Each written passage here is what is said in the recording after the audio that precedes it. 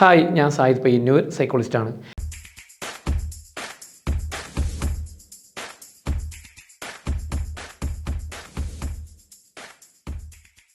Narcissist ഉപയോഗിക്കുന്ന ഏറ്റവും ഗൂഢമായൊരു തന്ത്രമാണ് ഡിസ്കാർഡ്.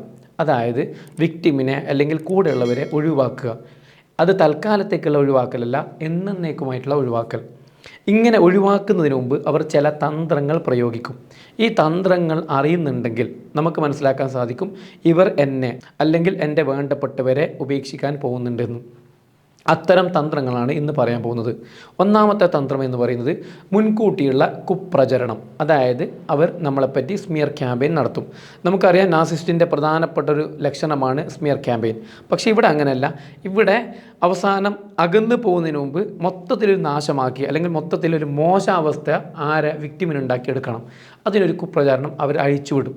അവരെന്തൊക്കെ പറയും? സ്വഭാവ ദൂഷ്യം കൊണ്ട് പറയും. അവൾക്ക് അങ്ങനെയാണ്, അല്ലെങ്കിൽ അവൻ അങ്ങനെയാണ്, ഇങ്ങനെയാണ്, മറ്റുള്ളവരായിട്ട് ബന്ധമുണ്ട് എന്ന രീതിയിൽ പറയാം. അതേപോലെ മാനസിക രോഗം എന്ന് പറയാം. മാനസിക രോഗമാണ്, ചികിത്സ ആവശ്യമുണ്ട്, മുന്നോട്ട് പോകാൻ സാധ്യതയില്ല എന്ന രീതിയിലൊരു പ്രചരണം നടത്തും. അതും അല്ലെങ്കിൽ ദേഷ്യത്തെപ്പറ്റി വളരെയധികം ദേഷ്യമാണ്, ദേഷ്യം കൺട്രോൾ ചെയ്യാൻ പറ്റാത്ത ദേഷ്യമാണ്, ഇങ്ങനെ കൂടെ നിന്ന് കഴിഞ്ഞാൽ അതൊരു ബുദ്ധിമുട്ടാണ് എന്നൊക്കെ പറഞ്ഞ് പരത്തും. അതുമല്ല, ഞാൻ ഇനി അയാളെ കൂടെ അല്ലെങ്കിൽ അവളെ കൂടെ നിന്ന് കഴിഞ്ഞാൽ എൻ്റെ ജീവന് വരെ ആപത്താണ്, അല്ലെങ്കിൽ അവൾ ആത്മഹത്യ ചെയ്ത് കളയും, ആത്മഹത്യ ചെയ്ത് കഴിഞ്ഞാൽ എല്ലാം എൻ്റെ തലയിലാവും എന്നൊക്കെ പറഞ്ഞ് ഒരു കുപ്രചരണം അഴിച്ചുവിടും. ഈ കുപ്രചരണത്തിൽ എല്ലാവരും വീഴും. അങ്ങനെ അവരെല്ലാവരും വിക്ടിമിനെതിരെ തിരിയുന്ന അവസ്ഥ വരും. ഇനി വിക്ടിമിനെതിരെ തിരിഞ്ഞില്ലെങ്കിൽ പോലും വിക്ടിമിനെ സപ്പോർട്ട് ചെയ്യാൻ പറ്റാത്ത അവസ്ഥ അവിടെ ഉണ്ടാക്കി കളയും. ഇതാണ് ഒന്നാമത്തെ ഒരു കാര്യം. ഇനി രണ്ടാമത്തെ കാര്യം ഇതിനോട് ചേർന്ന് വരുന്നൊരു കാര്യമാണ്. അതായത് ഇവർ പ്രൊവോക്ക് ചെയ്യും, മാക്സിമം പ്രൊവോക്ക് ചെയ്യും. ആ രീതിയിലുള്ള സംസാരം, പ്രവൃത്തിയൊക്കെ ഉണ്ടാവും. അങ്ങനെ നിരന്തരം പ്രൊവോക്ക് ചെയ്യുന്ന രീതിയിലുള്ള സംസാരമോ ഇടപെടലോ ഉണ്ടാകുമ്പോൾ വിക്ടിമിന് താങ്ങാൻ പറ്റില്ല. അപ്പോൾ വിക്ടിം എന്ത് ചെയ്യും? റിയാക്ട് ചെയ്യും. റിയാക്ട് ചെയ്യുന്ന സമയത്ത് ഇവരെന്ത് ചെയ്യും? അതൊക്കെ റെക്കോർഡ് ചെയ്യും. കൃത്യമായ തെളിവോടുകൂടി ഓഡിയോ, വീഡിയോ ഒക്കെ റെക്കോർഡ് ചെയ്യും. എന്നിട്ട് എല്ലാവർക്കും കാണിക്കും. നേരത്തെ പറഞ്ഞ സ്മിയർ ക്യാമ്പയിൻ ഒന്നും കൂടി എളുപ്പമാവും. കണ്ടില്ലേ, ഇങ്ങനെയൊക്കെ പറയുന്ന ഒരാളെ കൂടെ എങ്ങനെ ജീവിക്കും? ഇങ്ങനെയൊക്കെ പറയുന്ന ഒരാളെ കൂടെ ജീവിച്ചു കഴിഞ്ഞാൽ എൻ്റെ ജീവനാവത്തല്ലേ? അല്ലെങ്കിൽ അവൻ എന്തെങ്കിലും ചെയ്തു കഴിഞ്ഞാൽ ഞാനല്ലേ കുടുങ്ങുന്നത്, ഞാൻ ജയിലിലാവൂലേ എന്നൊക്കെ പറയും.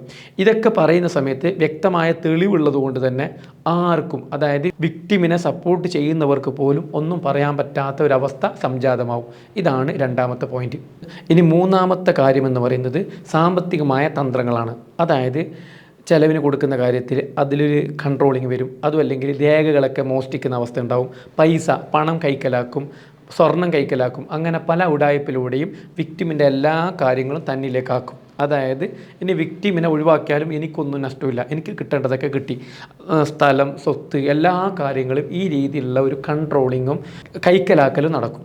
ഇത് വിക്ടിമിനെ പെട്ടെന്ന് മനസ്സിലാവില്ല. വിക്ടിം വിചാരിക്കുന്നത് ഇത് നോർമലാണ്, സാധാരണയാണ്. പക്ഷേ കുടുങ്ങി കഴിയുമ്പോഴാണ് മനസ്സിലാവുന്നത് എനിക്കൊന്നുമില്ല. അപ്പോൾ വിക്ടിമിനെ സംബന്ധിച്ച് എല്ലാം നഷ്ടപ്പെടുന്ന ഒരു സാഹചര്യം കൂടി ഇവിടെ സംജാതമാവാൻ സാധ്യതയുണ്ട്. ഇനി നാലാമത്തെ പോയിന്റിലേക്ക് നോക്കാം. നാലാമത്തെ പ്രധാനപ്പെട്ട തന്ത്രം എന്ന് പറയുന്നത് അവർ നിങ്ങളുമായിട്ട് ബന്ധപ്പെട്ട് അല്ലെങ്കിൽ അവരുമായി ബന്ധപ്പെട്ട പ്രധാനപ്പെട്ട വിവരങ്ങളൊക്കെ മറച്ചു വെക്കും. നിങ്ങളോടൊന്നും ഷെയർ ചെയ്യില്ല. നിങ്ങൾക്ക് തന്നെ തോന്നും എന്തൊക്കെയോ നടക്കുന്നുണ്ട്, പക്ഷെ ഒന്നും ഞാൻ അറിയുന്നില്ല, ഒന്നും അറിയിക്കൂല, എല്ലാം അറിയിക്കാതെ തന്നെ ചെയ്യും.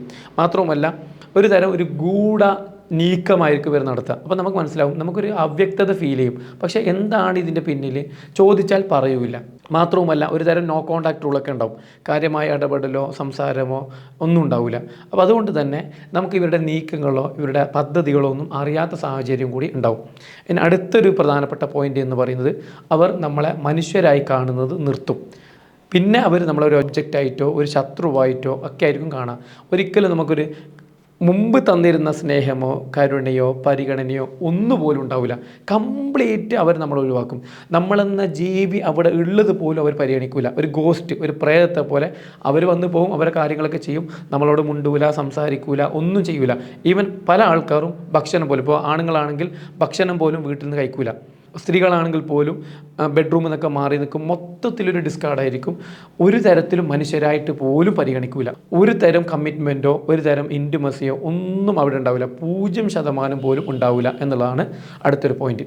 ഇനി ലാസ്റ്റ് പോയിന്റ് എന്ന് പറയുന്നത് നിങ്ങളില്ലാതെ ജീവിക്കാൻ അവർ പഠിക്കും. അതായത് പിന്നീട് നമ്മൾ നോക്കുന്ന സമയത്ത് അവർക്ക് നമ്മൾ ആവശ്യമില്ല, ഭക്ഷണം വേണ്ട, അല്ലെങ്കിൽ വസ്ത്രം, എന്തുമാവട്ടെ, ഒന്നും നിങ്ങളില്ലാതെ തന്നെ അവർ നേടുകയും അവർ ചെയ്യുകയും ചെയ്യും. ഇപ്പോൾ ഒരാണാണെങ്കിൽ ഭക്ഷണം കഴിക്കുന്നത് വീട്ടിൽ നിന്ന് നിർത്തിയിട്ട് ഹോട്ടലിൽ പോയിട്ട് ഭക്ഷണം കഴിക്കും. അങ്ങനെ പല കാര്യങ്ങളും ചെയ്യും.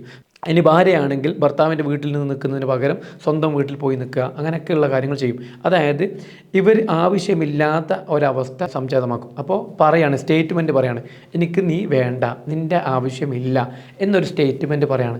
ഇങ്ങനെയുള്ള സൂചനകളൊക്കെ കാണുമ്പോൾ മനസ്സിലാക്കണം നമ്മൾ ഏകദേശം ഒഴിവാക്കി കഴിഞ്ഞു. ഇനി എഗ്രിമെൻറ്റ് മാത്രം സൈൻ ചെയ്താൽ മതി, മനസ്സിൽ നിന്ന് പാടെ ഒഴിവാക്കിയിട്ടുണ്ട് എന്ന് നമുക്ക് തിരിച്ചറിയാൻ സാധിക്കും. വീണ്ടും കാണാം. നന്ദി.